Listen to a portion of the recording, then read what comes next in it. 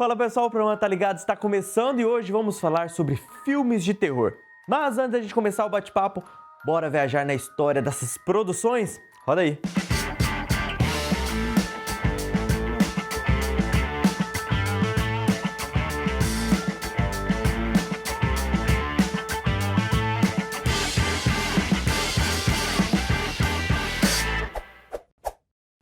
Fala pessoal, como vocês viram, hoje nós vamos falar sobre filmes de terror, entender um pouquinho dos bastidores dessas produções e para conversar com a gente, eu tenho aqui Armando Fonseca, ele que é diretor e produtor de filmes. Tudo bom, Armando? E aí, Luan, beleza? Beleza. Armando, primeira coisa que eu queria saber, hoje em dia todo mundo tem acesso à internet, todo mundo tem acesso a muito conteúdo. Produzir um filme de terror hoje se tornou mais difícil ou mais fácil? As pessoas têm acesso ao filme, é algo que acontece depois de produzir o filme. Então, pra gente voltar na parte é fácil produzir um filme de terror, um filme de gênero? Cara, fácil não é. Mas hoje em dia a gente tem estamos em 2021, a gente tem umas ferramentas incríveis que qualquer um pode realizar um filme. Então você pode pegar seu celular, você pode filmar alguma coisa, você prepara junto os amigos, se organiza, vai lá e faz um curta-metragem, faz um filme de terror se quiser, entendeu? Então as ferramentas hoje são muito acessíveis, muito mesmo. Agora, passando da parte de produzir um filme, para onde ele vai? As pessoas têm que assistir esse filme, né? Eu senti nesses últimos anos que cinema de terror é uma coisa de nicho, né? Como se tivesse um público muito restrito que gostava de sangue, violência e tal. Só que isso aí se expandiu muito com a internet. Então, nos últimos 10, 20 anos, a galera tem se encontrado na internet. E a galera viu que não é um nicho pequeno, são nichos gigantescos que estão se unindo, porque terror é um gênero muito abrangente, né? Pode ter filme de sobrenatural, de fantasma, pode ter filme de assassino, pode ter um thriller. O terror abrange muita coisa. Então a gente viu que os nichos são gigantescos, né? Então você pode ver até, um dos filmes que ganharam o Oscar de melhor filme nos últimos tempos foi A Forma da Água, que é um filme de monstro, né? Então você vê que já virou uma coisa que é mainstream. Fazer filme de terror, filme de criatura, já é mainstream. Então, assim, é difícil porque produzir filme é difícil. Mas tem muita gente para poder assistir um filme de terror hoje em dia. Quando a gente fala em cativar o público, como você disse aí, são vários segmentos. Tem um que é o mais complicado, às vezes a gente vê filmes aí de zumbi, de espírito, e vários segmentos, mas tem um que o público é mais chato aí de você conquistar ele?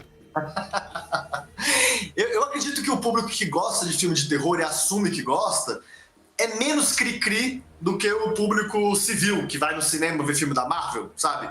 Eu acho que é um público que é um pouquinho diferente, porque o público de terror tá acostumado a ver aquilo ali há muitos anos. Então, meio que acredita e aceita aquele universo. Então, por mais que seja uma coisa muito absurda, mirabolante, quando você vê no Skull, por exemplo, o Skull pega, mata uma pessoa, arranca as vísceras, pega o intestino e enforca outra pessoa com o intestino, cara, quem tá assistindo aquilo ali tá aceitando que aquele universo pode acontecer aquele tipo de exagero, né? Todo filme tem uma certa dificuldade de produzir. Dentro do terror, você pode pegar um exemplo de uma coisa que é fácil, não é fácil, é mais barata. O Jason Blum, da Blumhouse, ele começou a fazer muito filme de fantasma e filmes de baixo orçamento, porque se passam em uma locação só, que é uma casa no jardim, com poucos personagens, e fantasma normalmente é luz, sombra, objetos, algumas coisas de efeito especial. Então você consegue produzir um filme de fantasma, por exemplo, você perguntou, né? Com um orçamento um pouco mais baixo, mas que consiga atingir todo mundo. É uma linguagem que todo mundo já conhece, né? Quando a gente fala aí nos efeitos, igual você falou, os filmes de terror, eles dominaram essa área por muito tempo, né? Porque antigamente não era igual hoje, que você consegue fazer tudo no computador. Eram tudo maquiagem, tinha todo um trabalho bem específico com os filmes. Agora que a gente tem computador, as coisas mudaram um pouco, mas há 100 anos já, o cinema com efeito especial já existe, né? Claro que o gênero terror começou a surgir ali pelos 50, 60, começou a se popularizar muito, né? Com a volta dos mortos-vivos, né?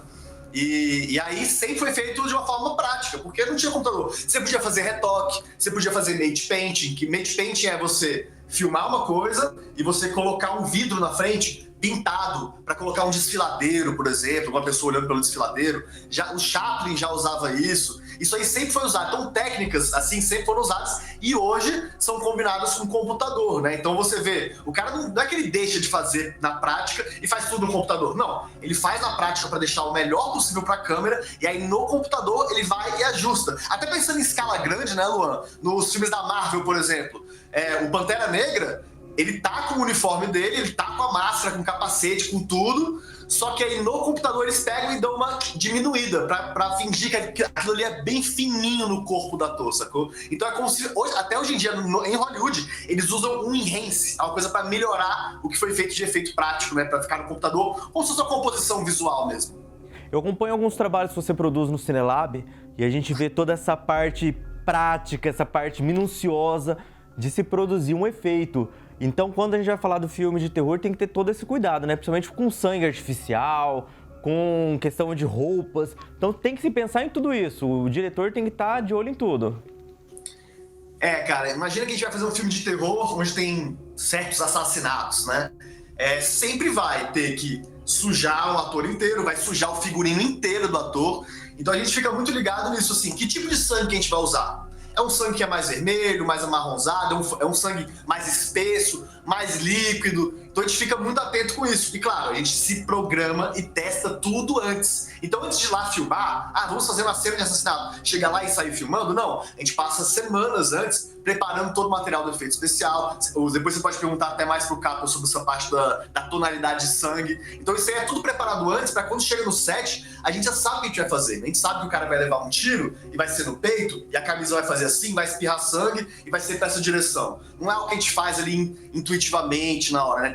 Com efeito especial, tem que se preparar muito, porque é algo muito caro. Imagina que um take vai custar, sei lá, R$400, porque tem um tiro na cabeça do ator. Se você for repetir aquilo e as câmeras não estiverem bem posicionadas, você vai gastar mais dinheiro. Então, se prepara para não gastar tanto no seu filme, principalmente se tiver efeitos especiais. Hoje, em média, para se produzir um bom filme de terror, quanto que é um gasto aí que a pessoa pode colocar no orçamento? Bem, tem uma janela aí muito discrepante de orçamento que eu posso aconselhar, né? O que eu sempre aconselho é: rode o seu filme, faça o seu filme sem dinheiro nenhum. Se você tá afim de filmar, fazer, começar a escrever, produzir, dirigir, vá lá e faça o seu filme mesmo que você não tenha dinheiro.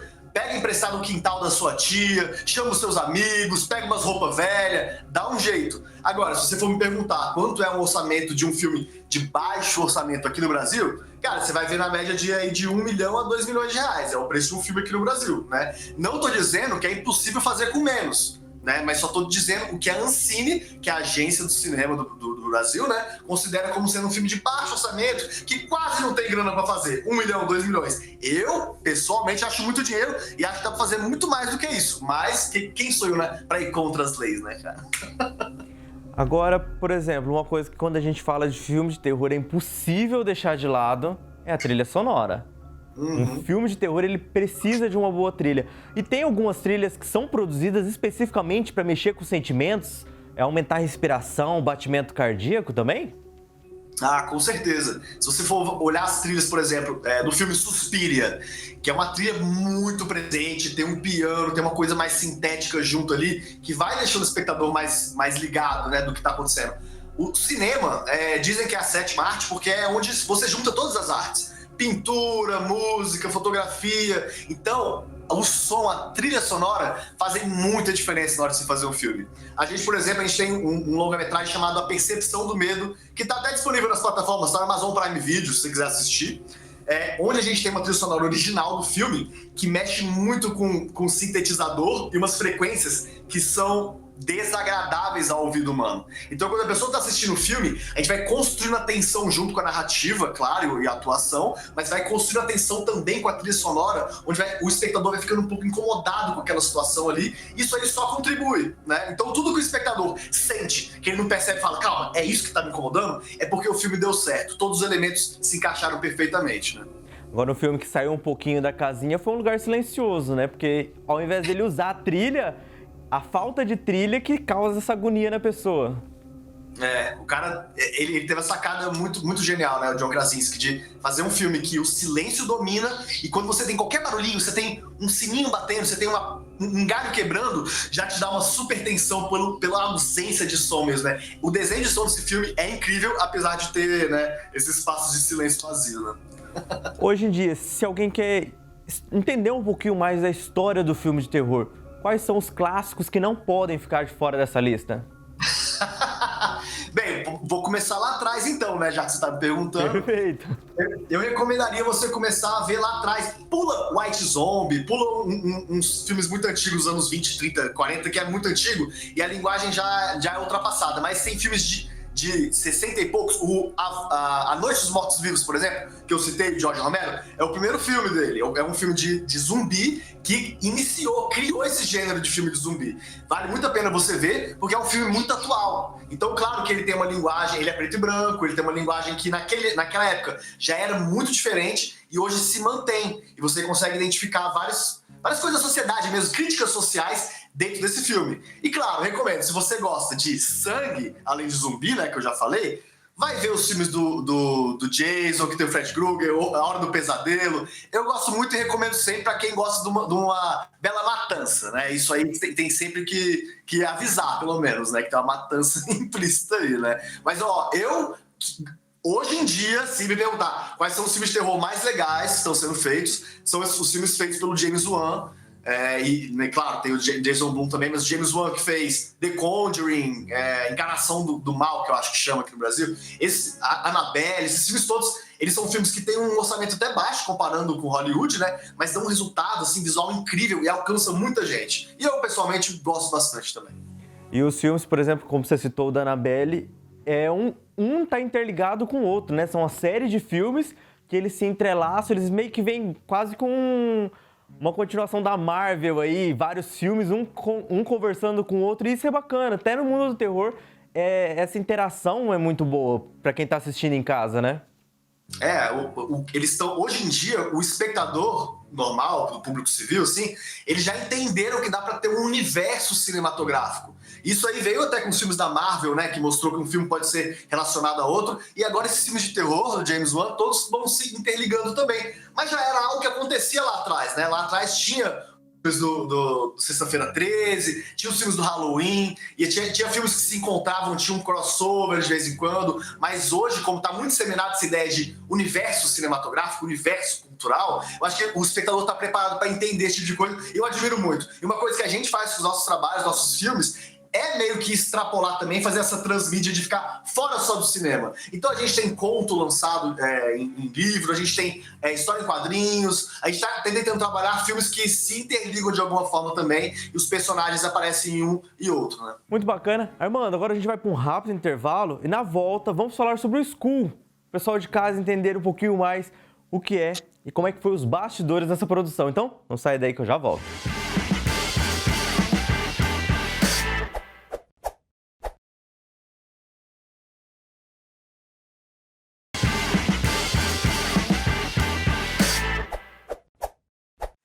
Fala pessoal, estamos de volta e continuando aí entrando nesse mundo do terror. Estou aqui com o Armando Fonseca e agora eu queria saber de você. Tem como produzir terror no Brasil? Que a gente vê muita comédia, drama e filmes de terror. Temos filmes de terror no Brasil? O cinema brasileiro teve que ressurgir ali no final dos anos 90, né? E foi uma caminhada, não só o cinema de terror, mas todos os gêneros. A gente vê que o resultado de bilheteria grande são essas comédias da Globo e tal, mas acabou surgindo vários filmes de ação também, né? Tropa de Elite, vários filmes foram surgindo. E o terror foi tendo uma caminhada de meio que ir saindo das margens da produção cinematográfica brasileira para se encontrar agora no meio, né? Então você pode ver, tem vários exemplos de filme que são mainstream até brasileiros, que tem a Maria Fernanda Cândido, tem um filme novo que tem a Cleo Pires, filme de terror. Então, assim, os players e as produtoras grandes entenderam que filme de terror não é uma coisa nichada, pequena, mal feita, trash, filme B, não é isso. Filme de terror tem um público enorme. E se você puder entregar para esse público o que eles querem ver, aí você tá feito, né? Então, assim, tem surgido muito filme de terror no Brasil e tem muita gente muito boa que tá fazendo há 10, 15 anos já terror aqui no Brasil e tá surgindo uma molecada agora que tá vendo, que rola de fazer, tem câmera digital, consegue editar no computador, que tá tendo esse entusiasmo para produzir, fazer mais coisas novas. Então, a cada ano que passa, eu vejo a presença de filmes de gênero nos festivais aumentar. E até festivais que não são voltados pro gênero, festivais tradicionais, né? Então, pra você ver, é um gênero que encanta todo mundo, né? A gente vê que as produções brasileiras estão rompendo os limites, né? Hoje em dia a gente não... É difícil você escutar aquela famosa frase, filme brasileiro não presta, filme brasileiro é só isso, aquilo, aquilo. Não, as pessoas estão começando a valorizar o cinema brasileiro e isso é muito bom, né? Tinha um pouco essa ideia justamente porque tinha muita pouca produção aqui, né? O Brasil teve que, no final dos anos 90, se reconstruir, voltar a ter cinema, que o cinema aqui foi totalmente extinguido no começo dos anos 90, né? Então, para você se recuperar de um baque desse, não é fácil. E a gente já está começando a sentir o baque dessa gestão de governo agora que não liga para a cultura, não existe nem Ministério da Cultura. Então a gente vai começar a sentir esse baque agora, mas vai para tentar se reerguer, né? E qual que era a pergunta mesmo? Nem lembro mais. Falando da questão da produção, da melhora na qualidade das produções brasileiras, né? Uma coisa que dá para sentir é que o público está aceitando hoje em dia filme brasileiro normalmente, né? Porque a gente tem qualidade de som muito bom, as transmissões para televisão, para cinema e o som, principalmente o som, é muito bom. E a gente não tem... Se o cara tá assistindo um filme brasileiro que é aquele pastiche, uma coisa meio comédia, mal feita, ele já aceitou aquilo ali, já é cinema, né? Então, aquela ideia de que, não, se é filme brasileiro eu não vou ver, passou. Eu acho que quando as novelas começaram a imitar a linguagem de cinema e ter um desfoque na câmera, o público todo do Brasil começou a entender que cinema é a mesma coisa, é aquilo ali, né? É ficção, é narrativa. Nós temos aí o filme O Skull, A Máscara de Anhangá, e eu queria saber de você como é que foi produzir esse filme, como é que foi compor essa história. O Skull é um projeto que vinha sendo feito há um tempo já, né? Planejado, desenvolvido. A gente tinha muita coisa escrita, assim, e aí, com o passar dos anos, a gente foi aprimorando e afunilando, né? Quando a gente depois você pode até perguntar para o Cabo um pouquinho mais, se você tiver vontade. Quando a gente conseguiu fechar um acordo para rodar, produzir o filme, cara, foi meio que uma corrida com o tempo, porque para mim, 6 meses, 8 meses, é muito pouco tempo para poder organizar e produzir um filme desse. Porque esse filme, ele é um filme de baixo orçamento, que estamos no Brasil fazendo um filme de terror, né? Mas é um filme que é muito ambicioso. Ele tem muita locação, ele tem muito personagem. Então a preparação foi a coisa mais importante também. Claro que na hora de rodar é a parte mais legal. Você vai lá, se diverte, filma, tá rodando, tá no set. Isso é muito bom. Mas se você não conseguir se programar e se organizar durante meses antes de pisar no set, aí o set vai virar um pesadelo, sacou? Então, como a gente não tinha muita grana, é um filme de baixo orçamento, a gente dedicou o nosso tempo para organizar tudo, né? Então a gente conseguiu já destrinchar todas as locações, todo o elenco que ia ser usado para poder rodar na maior tranquilidade possível, né? E foram diárias muito legais, a gente rodou durante... Foi tipo um mês assim, de filmagem, não sei ao certo exatamente quantas diárias. Teve um pouquinho de coisa que teve que fazer só eu, o Capel e a pessoa que estava com a câmera, o Sig ou o Fernando Sanches. A gente estava sempre no limite ali. Mas de qualquer forma, a gente conseguiu realizar e entregar uma coisa visual muito legal. Eu diria que nem 10% que a gente filmou foi cortado. A gente conseguiu aproveitar muito bem o material. E de toda a produção, vocês investiram aí mais nos efeitos especiais, efeitos visuais, ou vocês conseguiram unir os dois juntos? Em grande parte do filme. Como é que foi essa produção, esse bastidor? A gente tem feito filmes juntos há muito tempo já, né? Então a gente já tem uma noção boa de quando colocar um efeito especial prático somente ou quando faz um efeito especial que precisa de alguma melhora digital, algum efeito visual no computador, né? Pro Skull, a gente tinha muitas cenas de morte, porque é um filme slasher, né? É um filme que tem um assassino matando pessoas. Então a gente tentava colocar várias mortes e cada morte ser de uma forma diferente, né? Então tem uma pessoa que morre porque arranca a cara com facão, tem uma pessoa que morre porque arranca o coração, tem uma pessoa que morre porque é esmagada, tem uma pessoa que morre com a cabeça destruída. Então a gente tinha muitos desafios para fazer de efeito especial diferente, né? Mas pro Capel isso aí não é problema. A gente conseguiu montar uma equipe de efeito especial muito legal também, com a Michelle, com o Israel, com o Vitor, que ajudaram, auxiliaram muita gente, não só na hora de fazer morte, mas explosão, tiro em corpo, essas coisas que precisa ter também em cenas de filme de terror, mas são muito de cenas de filme de ação também, né? Então eu vou te falar que a gente deve ter feito um aprimoramento em várias mortes ali do filme. A gente melhorou um pouco depois do digital. E não é nada complicado. Por exemplo, você vai fazer um tiro no ator, então na hora que estoura o dispositivo aqui, estoura sangue, isso é feito de verdade, né? Então tem a reação do ator, tem a camisa mexendo. Se fosse puramente digital, o ator podia reagir no momento errado, a camisa não ia mexer, e a gente não ia ter a cor daquele sangue espirrando para se basear, para poder aumentar. Então a gente gosta muito de usar efeito visual de composição no computador para poder aumentar o que está ali. Não surgir do nada e colocar do nada, mas poder melhorar o resultado que a gente teve visualmente com os efeitos especiais do set mesmo, práticos, né? A gente vê que no cinema se utiliza muito as cores, né? Para trazer, remeter, por exemplo, o filme Marte, a gente vê que é tudo no tom mais vermelho, você vai para um outro filme que é mais voltado para água, você vê que vai mudando as cores. E a gente consegue ver isso também no filme School, né? Vocês usaram uma paleta de cores ali que traz essa tensão também junto para quem tá assistindo. A gente começa a brincar com isso na paleta de cores com a direção de arte, né?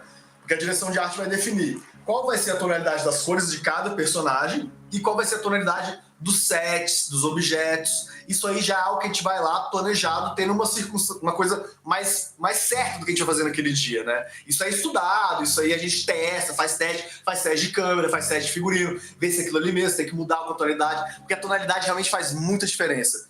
Principalmente quando a gente vai fazer a colorização do filme. E aí o Rafael Borg, que fez o color grading, cara, ele arrebentou, ele conseguiu chegar numa coisa uniforme, mas que em vários momentos, várias cenas que tem sentimentos diferentes, ele consegue impulsionar aquilo ali. Então, às vezes mais vermelho para mostrar um pouco mais de medo mesmo, uma coisa mais fria para mostrar que a pessoa tá solitária. Então, isso aí também faz parte da narrativa. Lembra aquele negócio, né? A sétima arte porque junto todas as artes. O cara tá pintando a tela ali do filme de azul, de laranja, o que for, pra passar esse sentimento, né? A gente falou da trilha sonora, eu queria saber da trilha sonora de vocês. Quem ficou responsável? O que você achou desse resultado? Cara, a trilha sonora do School é uma maluquice, né? Quem fez foi o Fernando Arruda, e ele compôs umas suítes grandes de trilha sonora com vários tipos de música diferente, música brasileira, música latino-americana, música esquisita, música eletrônica, música de sintetizador, e ele brincou muito, porque assim, o filme, quem teve a oportunidade de assistir ou vai assistir, o filme ele trata de uma lenda aqui da América do Sul, de milhares de anos atrás, os Incas. Então tem uma coisa muito primal ali também. Então tem tambores na trilha, tem algo que traz muito esse sentimento, né? E a gente gosta de botar a trilha para passar a mensagem do que tá acontecendo naquela cena. E a trilha sonora original faz toda a diferença nessa hora. Porque você consegue botar exatamente o que você quer passar naquela emoção, um trecho dessa musiquinha, um trechinho do outro, quando você junta, fica perfeito, né? E foi lançado nas redes de, como é que chama? Spotify, essas coisas. Tá tudo aí. Se quiser ouvir lá uma trilha sonora maluca, Fernando Arruda, School The Mask. E o filme já estreou e tá aí nos festivais no mundo todo, né? O filme, ele estreou em festivais ano passado, foi no Chattanooga Film Festival, foi nos Estados Unidos. Então a estreia mundial em festivais foi nos Estados Unidos. Por conta da pandemia, tiveram que ser sessões online, foi uma sessão online. Então o filme foi visto no país, nos Estados Unidos inteiro. Muito mais gente viu do que se fosse uma sessão de festival normal. Porque festival normal é uma sala de cinema, tem 100, 200 pessoas, acabou a lotação, ninguém mais entra, ninguém mais vê, acabou. Agora, tendo essa participação online do público, fez toda a diferença. A gente teve mais de 200 reviews nos Estados Unidos sobre o filme, e aí depois, quando estreou aqui no Brasil, no festival, no Fantaspoa também, tiveram que tirar do ar o filme, ia ficar 3 dias. No primeiro dia, tiveram que tirar do ar, porque teve muito, muito acesso. E aí, nesse momento agora, o filme ainda percorre o último ano de circuito de festivais, né, tanto lá fora quanto aqui no Brasil. Acabou de passar essa semana num festival no México, então estreou em festivais no México agora, e já passou em vários festivais pelo mundo. E nesse momento, o filme já estreou oficialmente, de você poder ir lá e assistir como se fosse qualquer filme em plataformas, na Amazon Prime Video, onde quiser, já estreou em mais de 10 países. Então estreou nos Estados Unidos, na Inglaterra, na França, na Espanha, na Austrália, Taiwan, Canadá. Estreou em vários lugares que você já pode pegar e dar o play e assistir o filme. Aqui no Brasil as coisas demoram um pouquinho a mais, mas em breve a gente deve ter uma novidade aí quanto ao lançamento oficial do filme aqui no Brasil. E mês que vem já estão lançando lá nos Estados Unidos o DVD do filme, hein? Então, quem tiver nos Estados Unidos depois dessa pandemia pode comprar já e manda pra mim, por favor. Armando, a gente está chegando ao fim, mas eu quero saber de você, então, como é que foi essa experiência saindo dos festivais que antes da pandemia eram só presenciais, né? As pessoas tinham, que você teve essa experiência, e agora que esses festivais meio híbridos, o que você está achando deles? Como é que está funcionando isso para você? Quando os festivais retomaram em 2020, a maioria estava fazendo coisa 100% online. Você assistia os filmes online. E aí, esse ano 2021, agora com vacinação, as coisas melhorando um pouco depois da pandemia, durante a pandemia, né? Eles estão fazendo coisas híbridas, igual você falou. Então, em vez de ter só o online, que foi em 2020, eles estão retomando as sessões, com menos gente, claro, mais espaçados, mas estão retomando também. Então, quem tem vontade de ir lá, pessoalmente, assistir um filme, pode ir. Eu até fui outro dia aqui, que eu tô no DF nesse momento, fui num festival de cinema urbano, vi um filme português filmado na África, e tinha eu e mais 3 pessoas na sala de cinema. Mesmo assim, foi uma experiência incrível, fazia 1 ano e meio que eu não ia no cinema. Né? Então, isso aí, o cinema presencial não vai morrer, mas a parte online, o público do país inteiro poder ver a programação no festival é incrível, não tem preço e vai com certeza perdurar e vai continuar. O que é muito bom. Quanto mais gente vê no filme, melhor. E quanto mais gente fazendo cinema no Brasil, melhor. Armando, muito obrigado. O programa chegou ao fim. Muito obrigado pela participação e fica o convite para as pessoas que puderem estar assistindo School, né? É isso aí, galera. Pô, muito obrigado pelo convite, legal demais participar. Quem quiser ver algumas produções nossas lá, podem procurar Percepção do Medo, né, nas redes, é o nosso penúltimo filme, ou entrar no site armandofonseca.com.br, tem os trailers todos de todos os filmes lá, só procurar. E em breve, School. Muito obrigado. E olha só, pessoal, nós chegamos ao fim. Semana que vem tem mais. Até lá.